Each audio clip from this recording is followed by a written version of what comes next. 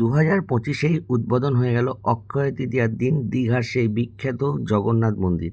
আর এই মন্দিরে আপনারা প্রবেশ করতে গেলে জুতা জমা রেখে প্রবেশ করতে হবে। আর এই মন্দিরে প্রবেশ করতে গেলে কোনো নেশাগত দ্রব্য নিয়ে আপনারা প্রবেশ করতে পারবেন না, মোবাইল নিয়ে প্রবেশ করতে পারবেন।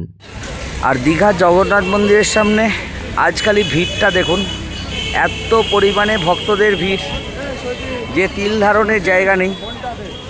মানে 1 কিলোমিটার ওভার লম্বা লাইন পড়ে গেছে। এখন দীঘা জগন্নাথ মন্দিরের ভিতরে, আর দেখতেই পাচ্ছেন সেই মন্দিরের অপরূপ দৃশ্য। মন্দির তো মন্দিরই হয়। আর দেখুন আজকে লোকের কতটা ক্রাউড আছে, চারিদিকে লোকারণ্য। আর আজকে এই জুলাই মাসে দীঘার যেসব হোটেল আছে তার রেটগুলো পুরো ডবল চলছে। 700 টাকার রুম প্রায় 1400-1500 টাকা নিচ্ছে নন এসি। আর ঠিক পুরীর জগন্নাথ মন্দিরের আদলে এখানেও মন্দিরের গায়ে বিভিন্ন দেবদেবীর মূর্তি খনন করা হয়েছে।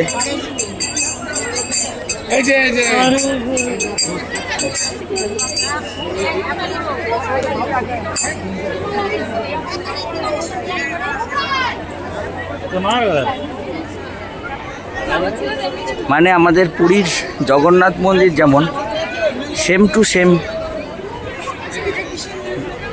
এই জগন্নাথ মন্দির তৈরি করা হয়েছে।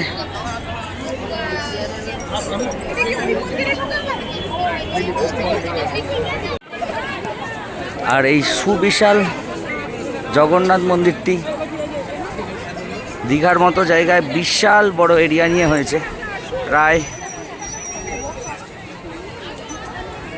1 কিলোমিটারের বেশি এরিয়া নিয়ে এই মন্দিরটি স্থাপনা হয়েছে। যদিও আমার মন্দির উদ্বোধনের দিন এখানে আসার কথা ছিল, কিন্তু অনিবার্য কারণবশত এখানে আসতে পারি নাই।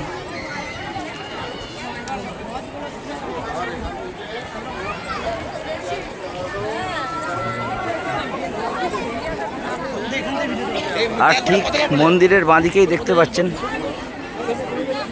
পুরী দীঘাতে যে রথযাত্রা অনুষ্ঠিত হয়েছিল সেই।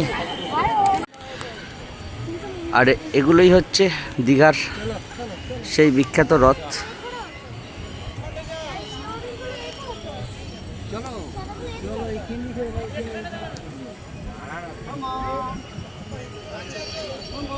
আর এই পড়ন্ত বিকেলে দীঘা জগন্নাথ মন্দিরের ভিউটা দেখুন।